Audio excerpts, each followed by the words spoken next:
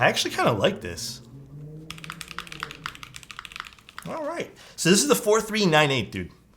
It's actually not too bad looking. It has some accent pieces. I wish they give us a different color rather than just black to kind of like show off some of the other colors here. Because on their page, there's actually some really, really pretty colors. So this is designed by 43 Studios. It's a top mount from what I understand. Again, I had to do the auto translate, and this is also my first time looking at the board. So I haven't, I haven't looked at it too much in depth. But from what I understood off of the Z Frontier page, I know Chozo, disparage. This is top mount from what I understand. Which usually with these larger keyboards, especially something like this, we typically see that it's kind of harder to deal with, I guess, gasket mounts and them feeling good. But I mean, the PCB doesn't have flex cuts, which is kind of nice. I'm curious to see how this is going to feel in top mount config. It does look on this particular PCB. This is this 7U? I guess this might be a 7U. Look how many LEDs are underneath the spacebar here too. Modular blockers. I don't think there's modular blockers for this. I don't think this is a blocker. I think it's just like an accent piece. Again, I tried looking and understanding some of the group buy, but some of it again was kind of tough to follow. Overall though, like aesthetically, I don't mind this. Side profile, again, black's a really tough color to show on camera sometimes, but it does have like a little lip on the bottom over here. And again, there is some modular pieces you can swap out. So if you are looking to build this like in a certain color, oh, camera's freaking out. You definitely can, but this is the all black one. Fixed layout PCB. For the hot swap, it looks like it. I do believe from what I read too, there is going to be a solderable version. Looks like a heavy duty inspired design, feels like a chonker. It definitely has a bit of weight. It's not too heavy though. Black really isn't doing it justice. It looks like a generic chonk. Dude, I'm telling you, this is for anyone who's like building keyboards and wants to show it off to someone. A lot of the times, darker colors don't really speak well to people. Silvers, I think even actually white and black are sometimes the worst colors to show off your keyboard. That is for a blocker. Thank you, Kenny. Again, I was having a little bit of tough time reading the Z Frontier thing. The auto translate on Google doesn't do the best job. But it is nice to see this layout though. What is that cup? You guys like it? You guys like my cup? I don't remember the name of the cup, but it's nice, right? I don't even remember the brand, but it's a cool cup. Okay. Man is never coming back? Huh? It wasn't gone that long. Wow, these are some new ones. I actually don't have names for these, but they're part of their pre-lube stuff. Oops. And I really like the springs in these ones here. They're so light. And the pre-lube on these are actually really good as well. Like they're really solid. So let's actually open this keyboard up. I really like this like grill on the bottom of this keyboard too. Again, I think all the other colors for this are fantastic. This happens to be one of the more boring colors, unfortunately. The Wuque switches.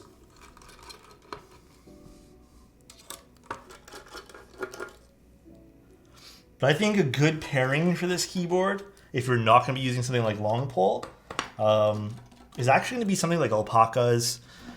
Something more with like a dampened muted sound. Is there ever going to be a Mr. Suit round 4? I don't know what Owl Labs would ever do with that. But honestly, if you want a Mr. Suit type feeling keyboard or type sounding keyboard, just add PE foam to whatever. Silent switches. I've been low-key kind of into silent stuff lately. Silent switches, kind of low-key pog. My God, dude, I can't wait to crack open the window later today. It is so warm.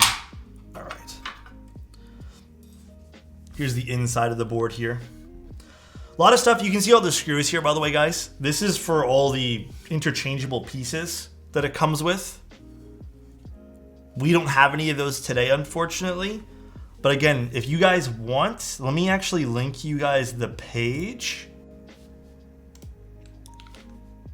Oh, Chozo has it. He put it in the bot there. But there's a lot of other colors. It's in stock as well, which is nice. All right, let's take this off. I am seeing one thing that I don't usually like about top mount keyboards on this board, which is a screw point underneath the spacebar.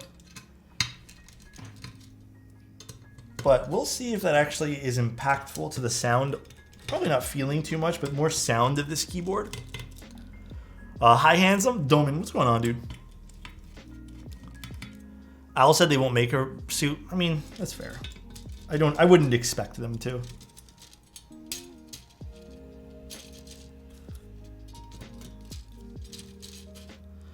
All right. Yeah, and there's the blocker, I guess the interchangeable blocker that you can take off of it too if you so feel the need to. Cool, there's a lot of stuff with this. I'm being a little bit, I don't know, maybe dramatic, but it's usually not the best idea to have like a screw point underneath the spacebar in a top mount keyboard. A lot of times you can just unscrew it in like more flexible plates. But what I recommend if you guys are gonna do that though, because when you press down on the plate, you don't want this to happen where it's just gonna tap. Put a little piece of foam, just like like even a Band-Aid or something where it would make contact, or just chop it off entirely so it doesn't hit the metal of the top frame. Little tip you can do there. The keyboard itself does have about a 19 millimeter top, front height from what I understand. I believe it's 19 mil. I don't know if it's exactly 19 mil, but let me double check. Which is not bad. I actually don't mind it. But sub 20 is usually my comfort zone for top front heights. So I do indeed like that. Nobody ever wants help from me. Oh, we did get blockers and stuff. Oh, I didn't even see that. Do we want to put a blocker in? Nah, we'll leave it. There is some other little pieces they sent over with this. And these are, oh, they included switch pads. These are kind of fun to install. A little bit more selective if you guys want. I don't know if this will come with the keyboard. I think it will. But these are switch pads. Basically the same as PE film. Not as aggressive, I find, with that marbly texture sound, whatever you want to call it. Pretty cool nonetheless. And we also have some foam. Now, I don't think I want to put this in today, but I actually might put this underneath the keyboard. Have we made a build with SA keycaps? I feel like it's been a while since we've used SA keycaps. I really do. I feel like it's been a little while. Last stream you mentioned that you don't like 1.2 mil PCBs. Sound profile slightly changes, so I find with thinner PCBs, it's not better or worse, and I can't really pinpoint what sound it is, but it does change a little bit. I also don't really care for flexiness. I think it varies though. I think I am gonna put bottom foam on this though. We're gonna switch up some of the foam here. All right, I'll screw this guy in. I'm gonna leave the spacebar screw. We're not gonna screw that one there in. Yeah, we'll leave this one and this one not screwed in. I think that's the best choice. Put this screw to the side for now. I really like the Aurora clears. I just like all the Wuque switches. Okay. Let's hope this sounds really good. By the way, guys, this board is in stock, and this is a sponsored stream, but I'm still going to give you guys my honest opinion. I do wish, I know their goal from what I read was they were trying to make this board like low profile for a full-size keyboard like this. Well, 1800 stylish, whatever, 98% layout. I would have liked to see some sort of bottom weight, but there isn't a cavity on the bottom, so I don't think this is going to create too much metallic like splash of noise. But what I really like about the keyboard though is all the little extra parts that you can put on it. I think that's kind of fun. Now I know this foam's not supposed to go here, guys. I don't even know if it'll fit, but I do want to put it on. So just bear with me as and let me try my things here. I just feel like it's going to be a great little addition to making this keyboard sound really good. If you were a car, Alex, what would you be? I don't know. I'm not really a car guy, man. I've never been too into cars or anything like that. Cars are massive expenses. Yeah, they are. Ooh. That's kind of cool. LEDs. How much is this board going to be converted? What's the price on Qwerty Pop? Again, it is, okay, it's hard to type with no keycaps. 480 SGD converted into USD. Let's find out. Actually, that's really good. 340-ish plus whatever shipping's going to be. Yeah, that's actually not bad for in stock. Okay. Let's see what this sounds like. Okay, let me go find some keycaps. I think I do want to use PBT for this. Yeah, the design is overall a little bit more blocky. We'll talk about more like the design choices and stuff here in a second. Actually, we'll talk about, yeah, we'll put the keycaps on. We'll talk about the design choice. Oh, interesting. I think this is 1.25, 1.25.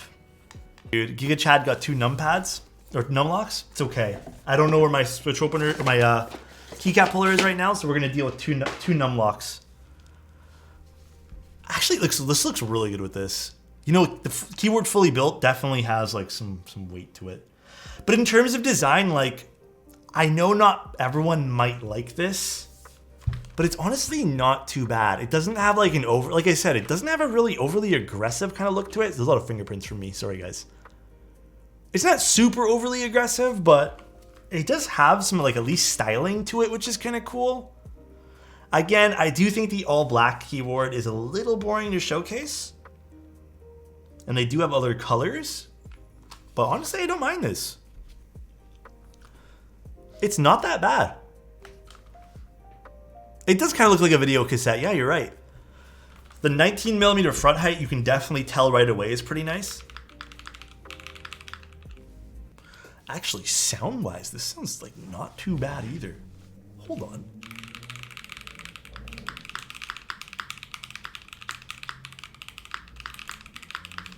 Wait, I actually kind of like this.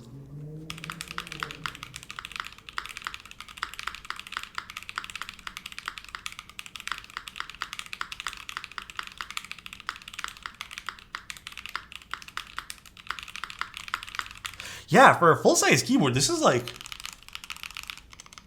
I need to lube the stabs a little bit better, so we'll go and do that later.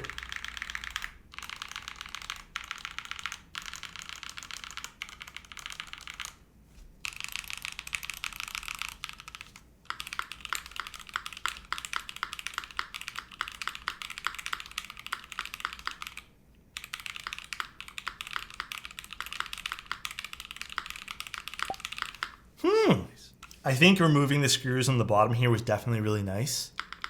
You know what? This is actually pretty fucking nice.